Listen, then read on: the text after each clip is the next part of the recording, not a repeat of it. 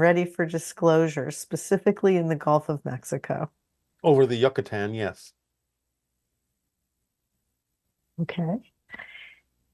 And you have many followers in Europe, but they feel the greatest number of UFOs are happening in America. Why is that? Is it because of the environment or the energy here that it's not suitable for them?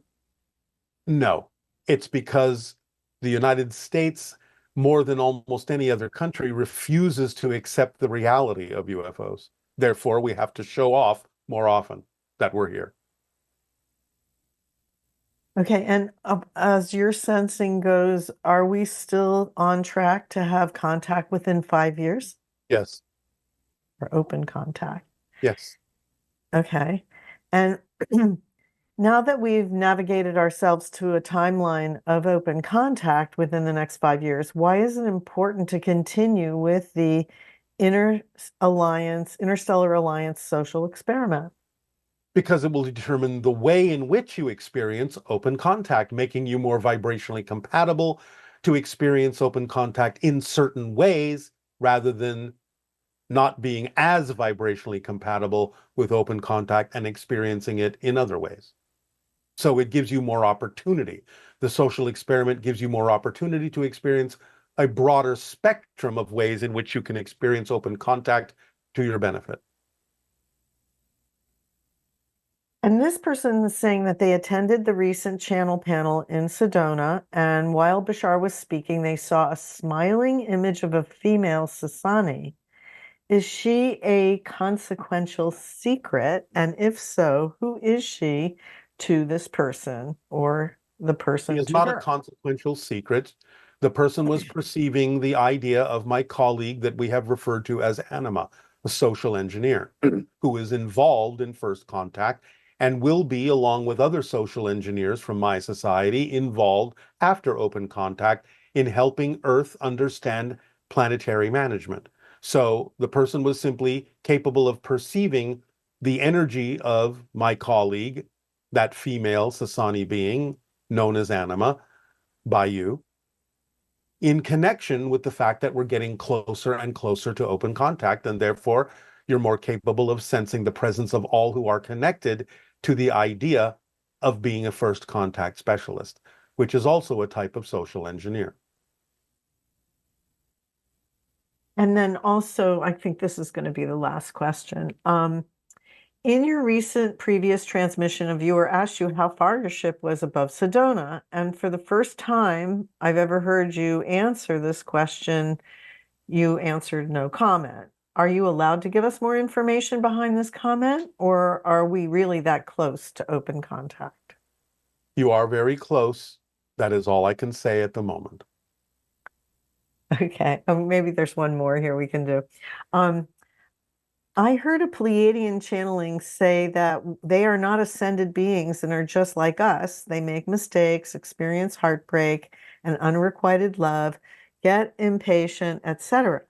However, when I hear you speak, it seems the Sasani are ascended compared to us and don't make mistakes or get impatient. Is that true? And can you explain this difference and why the Pleiadians would send such a message? That is a misinterpretation to some degree. Yes, Pleiadians can make mistakes in the sense that you understand that term, but they don't relate to them as mistakes. They relate to them in the way that we do, as simply new information that can be applied in given situations.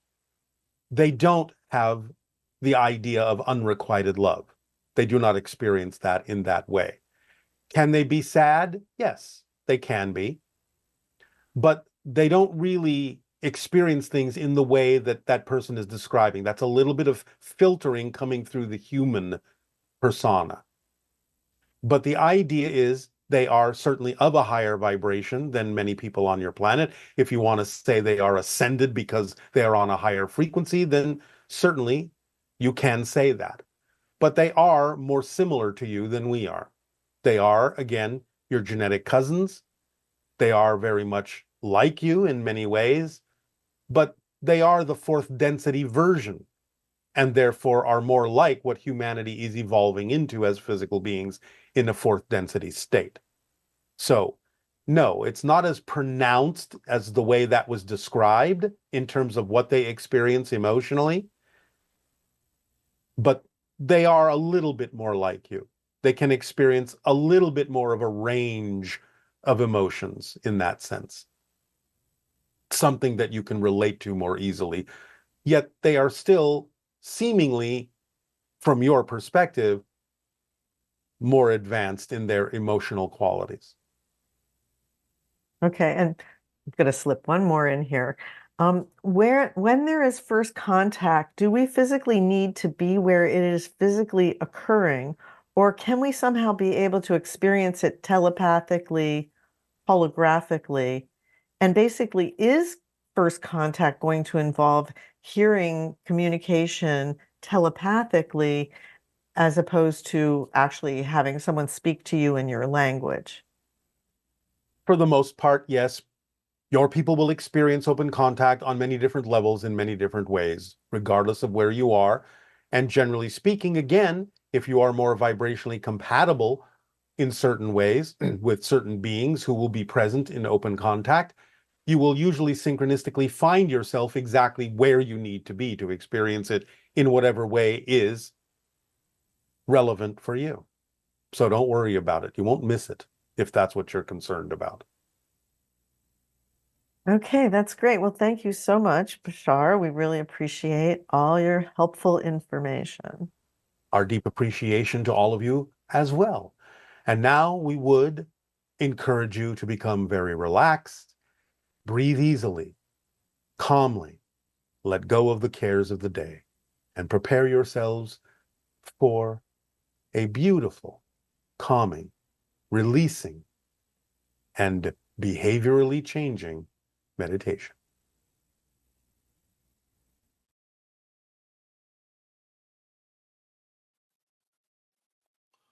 All right, so now we will allow you to allow yourselves to become relaxed, let go of the cares of the day, breathe deeply and easily, and allow yourselves to focus inwardly on the idea of letting go of consequential secrets and feeling the relief and the release, no longer carrying the burden and the weight of that secret, no longer worrying about the idea of exposure, letting the past be the past, taking a deep breath and with open eyes looking to the horizon, to what you call the future,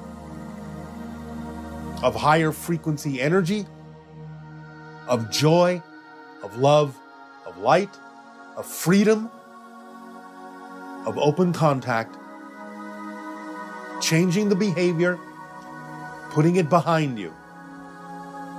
You know that the rewards that will come to you will be much greater than holding on to whatever it is you think is a benefit of continuing the behavior of a consequential secret. Open up to receive that when you let go of the stress that is in your bodies of holding on to the secret, you open yourself up to the possibility of being able to receive higher vibrations that will be far more rewarding than anything you've ever experienced by continuing the behavior of your secret, which you may think creates beneficial experiences for you, and to some degree might have, but will pale by comparison to the benefits you will receive by freeing yourself and your body of the energetic and physical stresses of carrying the burden of the secret with you. Knowing that you are free in that way, that there are no repercussions for you or anyone else of a negative nature by changing that behavior, that you can move forward freely and even actually experience, in certain ways, even more ability than was allowed in the behavior that you were exhibiting.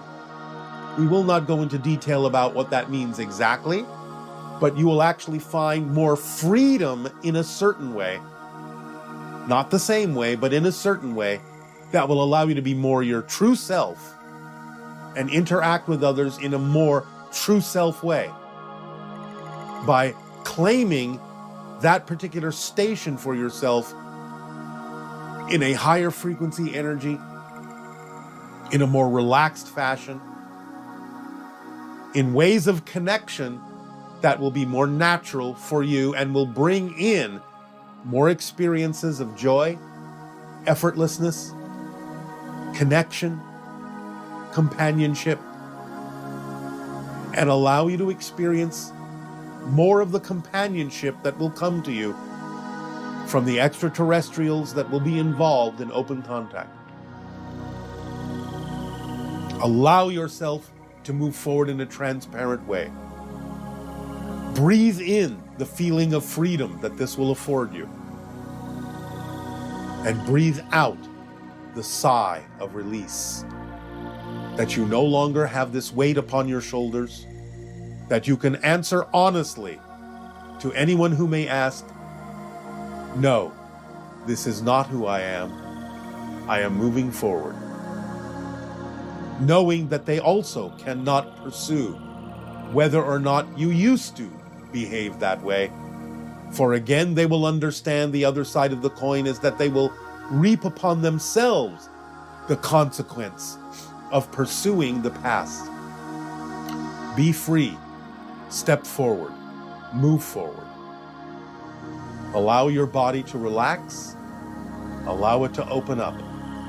Allow your heart to expand, your mind to expand, and more of your soul to expand and express itself through your physical personality. Do not fear. Do not feel lack. Do not feel loss. All of these things belong in the past. They will not travel forward with you if you truly understand how much you will be capable of expanding, how much you will be capable of receiving, how much joy you will be capable of experiencing, and freedom and light and love by no longer exhibiting the behavior that perpetuates the consequential secrets. And as you see in your society, secrets come to light, and the ability and freedom that comes with it that allows you to take new courses, new paths in life, that allows you to feel the connections that you are making and perpetuating along your life path when you congregate in astral form. You have all planned this all out. Now it is time to do so, for these secrets will come out if they continue. Allow yourself to be free of that worry, free of that burden, free of that probability. Unshackle yourself. Be free. Continue to breathe deeply and understand the importance of what we have discussed today. No more secrets of this nature. Breathe easily, float freely. And in this new paradigm and in this new vibration, come to us so that we may come to you, so that we may together create a new reality of unlimited potential in happiness, joy, ecstasy, love, and light. Our unconditional love to you all. Welcome home. Aveo. Good day.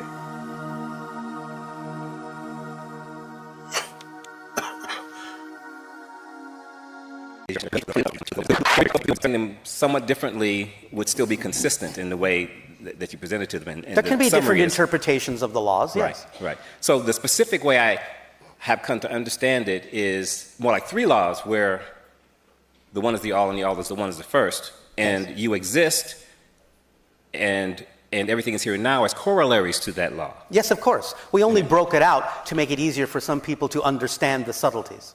Okay. So, I guess, so there's nothing I'm missing there. So you answered that question. Thank you. Next question. So there's also this, I guess another understanding that I've come to and like to communicate is that we as a people, I call ourselves Mollies, like Masters of Limitation. Yes. That seems like the name is appropriate. One is the one that you touched on a little earlier in this transmission, which is many of us think of ourselves as bodies with a soul, when in truth we are souls that have a body. But the other fallacy, I'm sorry, was that? Okay. But the other fallacy is that the universe, we understand the universe to be principally physical, meaning the Big Bang happened and these little thing called atoms, got more and more complex, et cetera, and the consciousness arose out of that. Where the truth, or truth is too big a word, but it's more accurate to say. The whole picture. The whole picture. Yes, is the that idea of the physical universe is just part of the picture. Right, and that it arose out of consciousness, meaning consciousness is primary, and the universe came out of consciousness. Is that accurate? Is that a Well, accurate way again, of you're saying it understanding from a linear perspective when you say came out of. Because again, existence is. And time is one of the things that exists within existence. And so you can experience the idea of a universe coming out of it, or you can experience it just as is. So it just depends on your perspective. Interesting. Okay. So I'll have to internalize that a little bit more later. So, All right, if you say so. All right. Because the next part of my question kind of depended on a different answer, so I'll go to the next question. All right. So in another transmission from the Transforming Beliefs transmission, you mentioned this idea of resonant entrainment in among a group, and the idea of creating a kind of bubble. Yes. And are you talking about around the ships? No. I meant not. It was presented in a way that it was something that we could do ourselves, even in our current state. We could use resonance to better entrain our hearts together to achieve an aim. This is why in ancient Atlantis it was a technique that was used with drums. The idea of, in classes, to teach children things, they would start by beating a drum along with the idea of the heartbeat. And as soon as all of the children in the class were resonating to that drum beat, it was matched, synchronized to their heartbeats, then they would slow that beat down, their heartbeats would slow down, they would go into a kind of a trance-like state, and then they would be able to experience the lesson in a much fuller and richer way as an actual experience of being what they were being taught about. So in other words, if they were being taught about sailing, they could actually experience themselves in the trance-like state of being in that resonant bubble as if they actually were the ship, were the sails, were the ropes, were the water. They could actually experience being the ship by being in that trance, and it was induced from that resonant drumbeat state. Yes. Are there ways we can work together to do something similar? Specifically, my recollection, at least, of that transmission was that it could be, that resonance that you just referred to could be used in the way you just described. But I also got the impression that it could also be used in a way to project love, harmony, whatever the intention is that shared group has. Because then you're saying you're in resonant harmony with existence. Because unconditional love is the signature frequency of existence itself. That's what you translate the frequency of existence as. You call it unconditional love. Right. So if you're in harmonic resonance with it, then that's what you're projecting, yes. Okay. So I also participate in musical performance. And that idea inspired me to imagine how I might be able to do that. Yes. In the next 5 years. I was hoping, if it's possible for you to elaborate on how ways we might be able to apply it. Is there something you can share with us that would help us? You're familiar with the Formula 2, yes?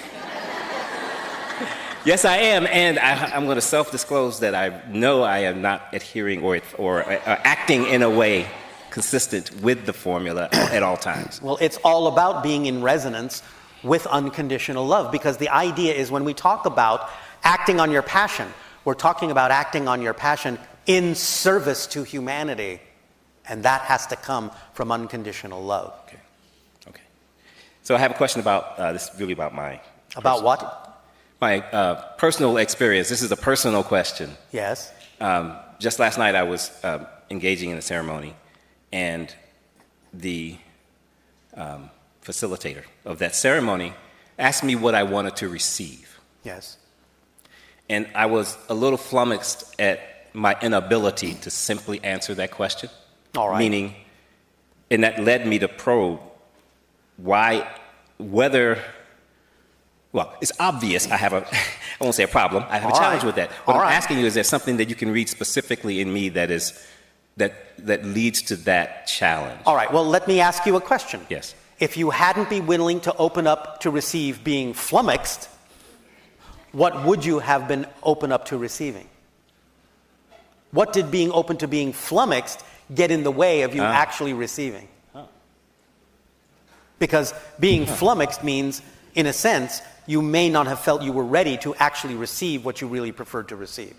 So why aren't you ready for that? That's the question to examine within yourself. Is there a fear connected to that idea of receiving something that you really know you wish to receive, but get in the way by being flummoxed, by being hesitant? Is that what the fear-based belief within you is going, don't do that yet, you're not ready for that yet, so be flummoxed. So that's the question to ask yourself. What is it that you could have received that you might not have felt ready to receive that caused you to react by being flummoxed? Thank you, Bashar. All right? Yes. Thank you very much. Immense gratitude once again. Thank you. All right. Thank you.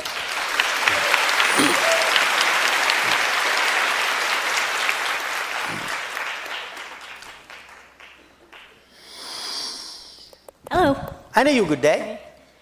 So that nice gentleman sort of stole my question a little bit. Where I'm over Are you here going to being- have him arrested? I may. We may hang out and be confused and flummoxed, as he said, together. But that's... I'm sure there's enough flummox to go around. I'm sure there is. So when I thought a lot about what I was going to ask you, that was the overwhelming feeling that I had, is I never feel like I can trust the things that I'm thinking about. All right. One moment. Don't go any further. Okay. So what are you using your trust for?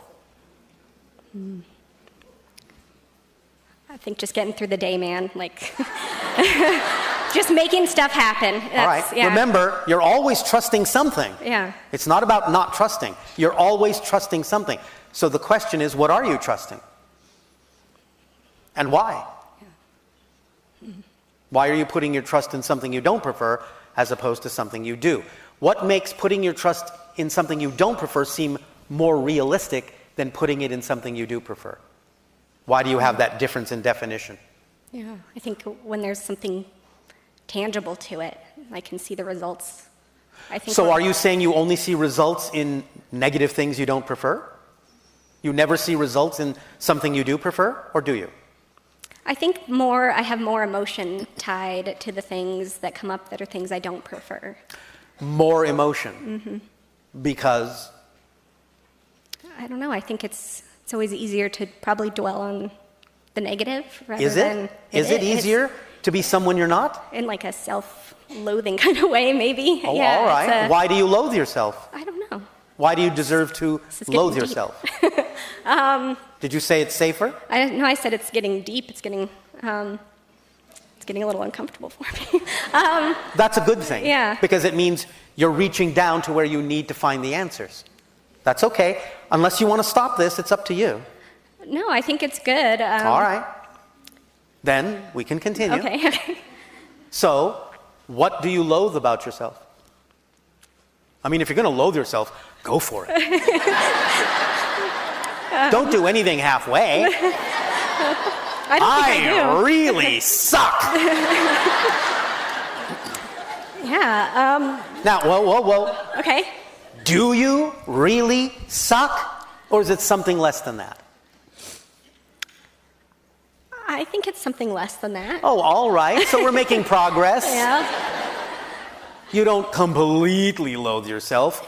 You just loathe yourself a little bit here and there, now and then. In certain ways at certain times? Yes? Yes. Yeah. About what specifically? Can you name one example where you loathe yourself in a situation in life? I think just there's more of a general feeling that I get that. But in what circumstances? What triggers it? When you experience what? When you see what? What triggers it? Where do you find yourself coming up short? I think in my relationships with others, I feel generally that like very alone, like no one cares about me. All right. Do you care enough about yourself to not care whether they care about you? I'm working on that. All right. How long have you been working on that? I would say always, my whole life. Your entire life. Well, your entire life isn't over yet. So you haven't been working on it for your entire life. Yeah. You've been working on it for your life up to now. Yes. All right. So don't exaggerate. Okay. You haven't lived your entire life yet. Let's hope not, yeah. Would you prefer to live the rest of your life without that feeling? Yes. How do you know you would prefer to live the rest of your life without that feeling if you don't know what it would feel like to live without that feeling? Ooh. Ooh, tricky. Listen carefully. How do you know you would prefer to live the rest of your life without that feeling if you don't know what it feels like to live without that feeling? Because you can't perceive what you're not the vibration of. So what part of you suddenly goes, oh, I think it would be nice to live without that feeling of feeling this if I didn't actually have an experience of having that feeling?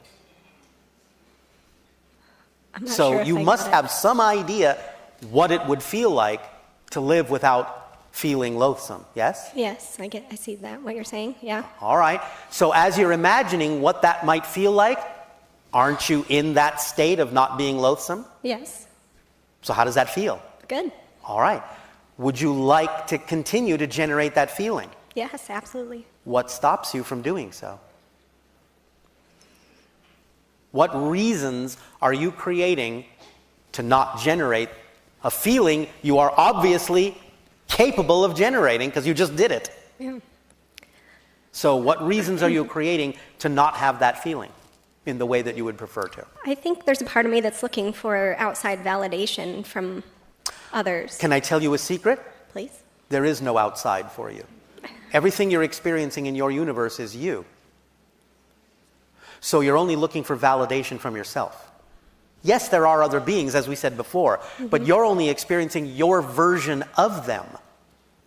So they are aspects and reflections of you. Even though they are also somewhat symbolically representative of other real beings, they're still reflecting to you what it is you need to understand about what you need to give to yourself. So you have to give it to yourself, and there is no reason not to except for the reasons you create, thus creating reflections of other people to not give it to you, because you're not giving it to yourself. Remember, they're just reflecting to you what you're giving off. Yeah. I don't deserve to be cared about. I don't care about myself, so I'm going to create a bunch of reflections and symbols of other people that don't care about me either. All you have to do is realize you're the one creating that for some particular reason. So what's the reason? And then you will realize the reason is nonsensical. You don't have to create that reason. And the paradox is, you have to care for yourself and know that you're worth it and deserve it regardless of what's going on in the reflections. Let's put it in the simple analogy, as we always do, of a mirror. Listen to this phrase. Now, I'm just going to use the term God. I'm just going to use that term to make this phrase simple. It's God, Goddess, it's all that is, it's source, it's whatever you want to call it. But here's the reality. God is a mirror. Let that sink in. God is a mirror. It can only show you what you're giving off. That's all it can do. God is a mirror. If you're frowning, you can only see a frown on the reflection in the mirror. That's all that can come back to you. It cannot smile before you do. But the mirror doesn't have a choice of its own. It doesn't care what you look like on your face. It will dutifully reflect whatever you give off, whatever expression you have. So if you're seeing a frown in the reflection in the mirror, and you would prefer to smile, the reflection isn't stopping you from smiling. You have to decide to smile. Then the mirror has no choice but to smile back, because it doesn't have a contradictory opinion. It's just a mirror. It doesn't say, oh, you shouldn't smile now. Don't smile at me. It says, oh, you're smiling. Here you go. God is a mirror. That's it. That's the ultimate guiding principle, because it's giving you literally what you're giving off to guide you. Because if you don't prefer the reflection, change it. There is nothing to stop you from changing it. The control is in your hands.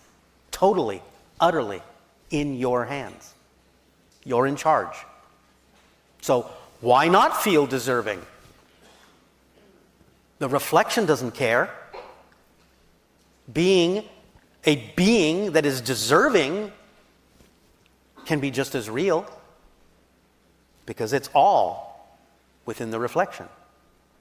Is this making some sense? It definitely is. Is it helping? It is. Would you say that taking an approach of like fake it till you make it is something that's fitting? You can use the general idea, the general concept behind that principle, but it's not really about faking it. It's about knowing that while you're faking it, what you're actually doing is practicing what can actually become true for you. So it can't just be that you're faking it. It has to be that you are mocking it up until you understand that there's no reason to pretend that it is actually your reality. But you have to realize that internally before you will experience it externally. Does that make sense? It does. So when you're looking in a mirror, how do you fake a smile? It's not a very good one. Exactly. Yeah.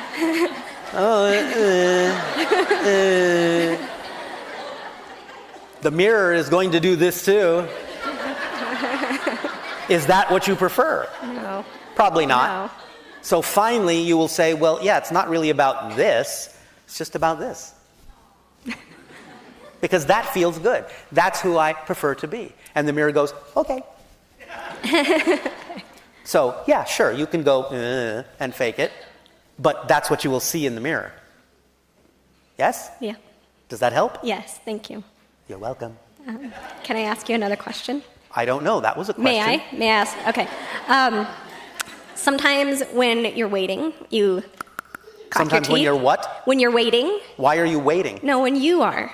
When I'm waiting, I'm never waiting. I'm just I'm just wondering why you do that. Why I do what? All right, never mind. Thank you. Why I do what? It's the channel's body translating the fact that I'm having a conversation with someone else. So when my father was dying, he started doing that a lot. And He might have been having a conversation with beings on the other side he was about to meet. yeah, he said some things that made me think that, and Yes. I saw you do it, and I was like, It could No. also mean that Dad is saying hello. I like that. Thank you. You're welcome. Can it still mean that we are observing this through a glass wall, or does it mean that we are essentially on the other side of this glass wall with this elected person? If so, is there still time to switch sides by following our passion and going more neutral? We have just answered this question. When you made your statement in Sedona, I presume you knew that the outcome of the election would be the male winning. Knowing this, your taking responsibility comment makes sense, that we must take responsibility for this path that we've chosen. If we voted for the female, what does it mean to take responsibility here? What it means is that at this point, as we have said, it doesn't matter who you voted for. Taking responsibility is taking responsibility to your reaction and response to the transmission that we delivered. That's what we mean by taking responsibility. And we are now discussing the idea of the actions necessary to take responsibility for your responses and reactions by coming together and having open discussions, clear discussions, by understanding each other, by listening to each other, by really talking with each other. This is what's important now, and would be a true expression of your willingness to take responsibility for the initial reactions and responses that you had to our comments in our transmission. This is now what we're watching. This is now what we're observing. This is what's important to move forward, no matter who you voted for, no matter what your election is. As we said, this is a play playing out, and what's going on behind the scenes is actually more about what's really going on your planet than it is in terms of the play act that happens to be your elections. For that is a screen.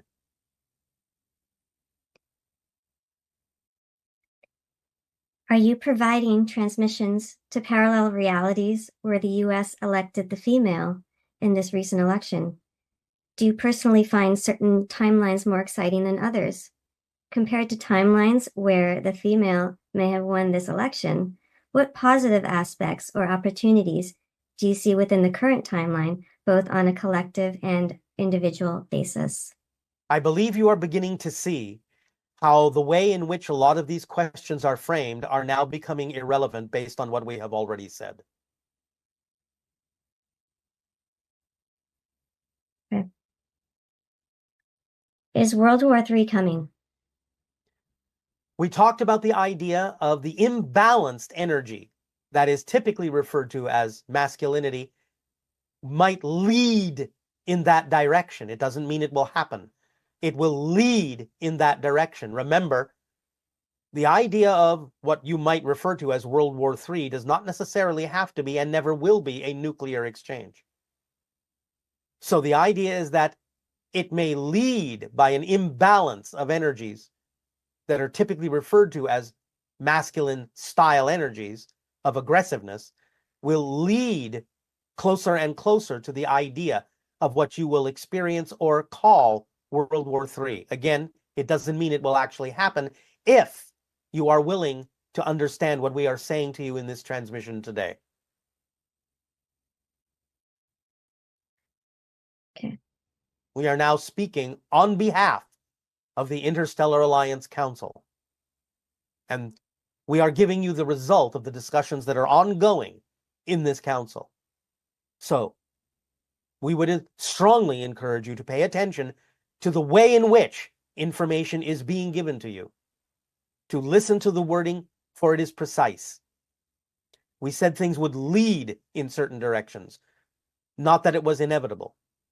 But nevertheless, by allowing yourselves to begin true communication, you can pull yourselves back to the center, to be with one another, and to empower yourselves in a multitude of ways that will allow you to dispel the veil that you think is your political reality, which is nothing but a smokescreen for what is really going on behind the scenes, so that you can truly open your eyes and see your world for what it is and how you can truly decide together to change it in ways that will allow you to join the galactic community in a positive way.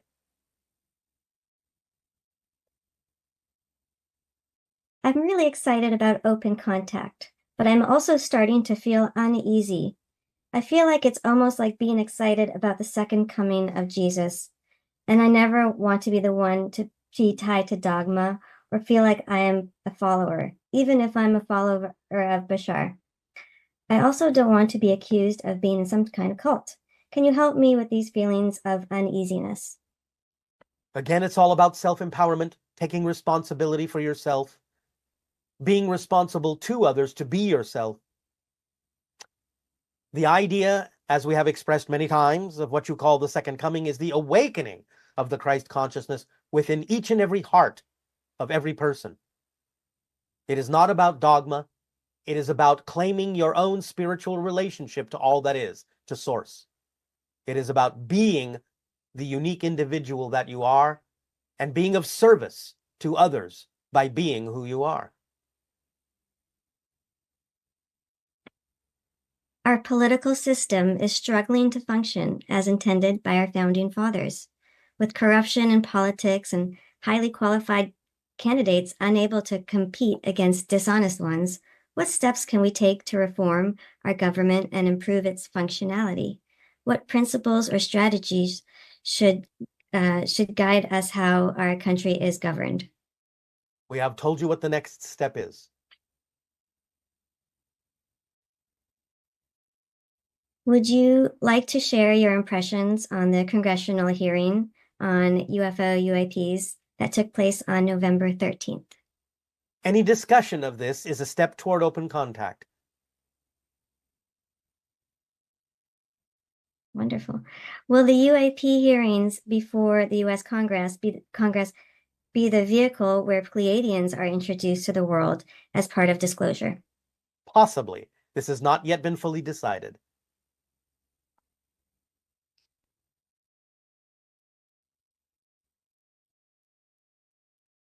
In the light of the election cycle, we can truly see what diverging train tracks look like from the political left and right, based on your definitions of positive and integration and negative and separation. Would choosing either political side and shunning the other be fundamentally negative? Shouldn't we be integrating both sets of viewpoints in order to remain positive? As we have just said, yes, it's time to come together. It's time to look at the train tracks in this way. There is a track, meaning one rail. There is another track, one rail. There is a third track in the center. Allow yourself to view all three of these tracks, all three of the rails. Allow yourself to be on the train that may be using these two rails, and you can be on the train that may be using these two rails, but understanding that there is a common rail in the center. Allow yourselves now to come back to the glass wall, as we have just encouraged you to do. Now is the time for this. All of the preparation, all of the buildup, all of the positive, all of the negative. Again, a transmission from the oracle at the end of these questions will highlight this idea in a way that will allow you to fathom in your own way at your own time the interpretations and meanings that will allow you to move forward. We will not comment on the interpretation. We will not comment or respond if you ask us, did we get the right interpretation? There is no right interpretation in the ultimate sense. You will each decide for yourselves, and you will each decide together what the interpretation actually means, but it is being delivered because it is time for it to be delivered, and it is something that will create a little bit of mystery in you to allow you and encourage you to explore that mystery together, to understand in fullness and in the fullness of time toward contact what it actually means for you. Bashar, as a first contact specialist, will you be the one making physical open contact with Earth when it's time for the Sasani to do so? And since you have connections to Earth, how do you feel about this, and what does this mean for you personally?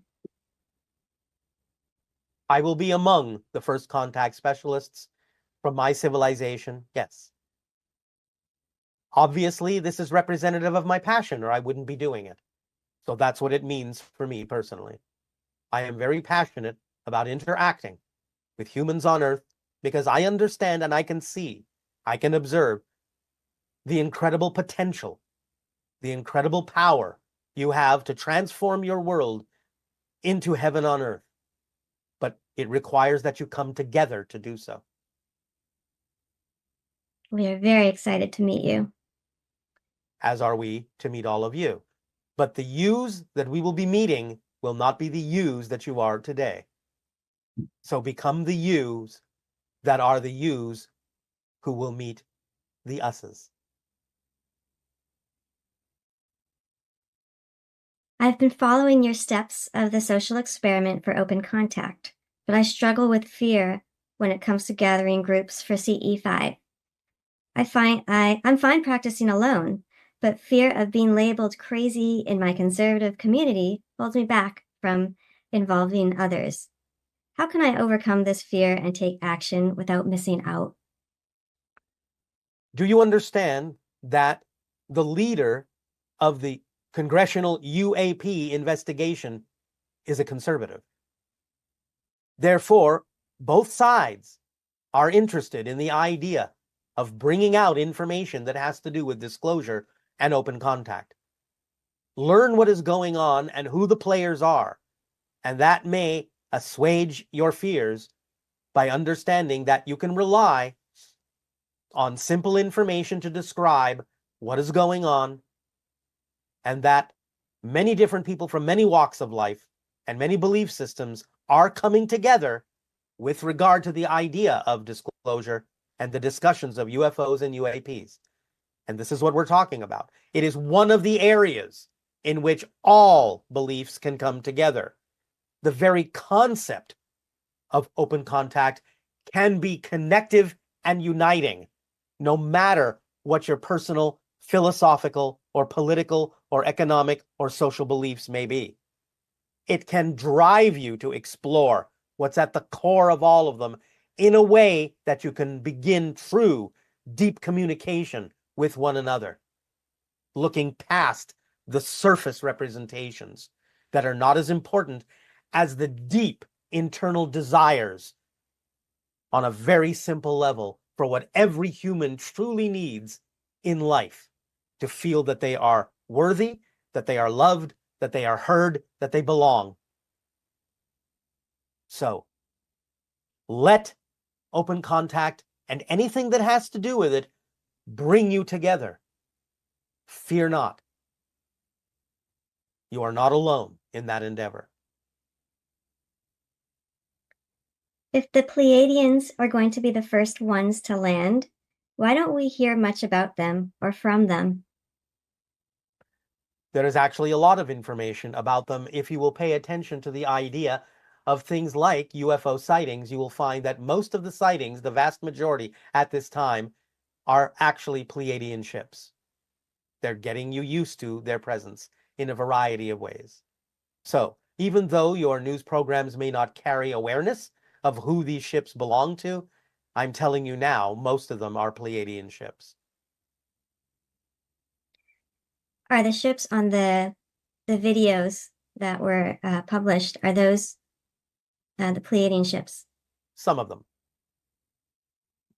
Can you describe what they look like? There are a variety of types. Some of them, like our ships, are triangular. Some of them are saucer shaped. Some of them are cylindrical. It just depends upon the ship's function.